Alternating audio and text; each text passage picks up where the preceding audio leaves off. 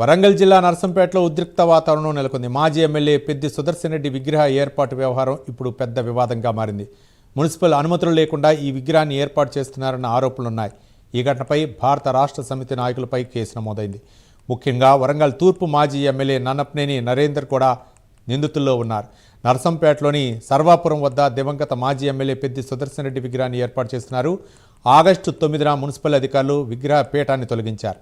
ఎటువంటి అనుమతులు లేవని స్పష్టం చేశారు. అయితే ఆగస్టు 10న భారత రాష్ట్ర సమితి కార్యకర్తలు మాజీ ఎమ్మెల్యే నన్నపనేని నరేందర్ నేతృత్వంలో విగ్రహ పీఠాన్ని తిరిగి నిర్మించి విగ్రహాన్ని ప్రతిష్ఠించారు.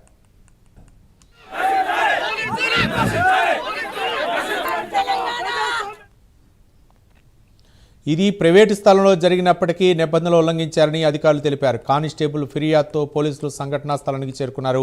విగ్రహ ఏర్పాటుకు సంబంధించి అనుమతి పత్రాలు అడిగారు. తమ వద్ద ఎలాంటి పత్రాలు లేవని నిర్వాహకులు చెప్పడంతో ఎస్ఐ అరుణ్ జోక్యం చేసుకున్నారు. అనుమతులు లేకుండా విగ్రహం ఏర్పాటు చేయడం చట్టరీత్యా నేరమని వివరించారు. ఈ సమయంలో కొందరు వ్యక్తులు పోలీసులతో వాగ్వాదానికి దిగి దురుసుగా ప్రవర్తించారని ఫిర్యాదులో పేర్కొన్నారు. పోలీసుల విధులకు ఆటంకం కలిగించారని ఆరోపణలు ఉన్నాయి. పరిస్థితిని అదుపులోకి తీసుకున్న పోలీసులు నరసంపేట పోలీస్ స్టేషన్లో కేసు నమోదు చేశారు. భారత న్యాయ సంహితలోని పలు సెక్షన్ల కింద ఈ కేసు నమోదైంది. శీలం వీరన్న, మాజీ ఎమ్మెల్యే నన్నపనేని నరేందర్, రాయుడి దుష్యంత్ రెడ్డి, సంగని సూరయ్య, డోర్నాల రవీందర్తో పాటు మరికొందరిపై కేసు నమోదైంది.